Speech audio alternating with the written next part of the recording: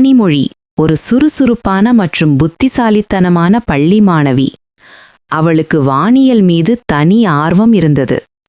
ஒரு நாள் அவளது அறிவியல் ஆசிரியர் விண்வெளி போட்டி பற்றி அறிவித்தார். மாணவர்கள் தங்கள் சொந்த திட்டத்தை உருவாக்க வேண்டும். கனிமொழி உடனடியாக பங்கேற்க முடிவு செய்தாள். அவள் தன் திட்டத்திற்காக இரவும் பகலும் கடுமையாக உழைத்தாள்.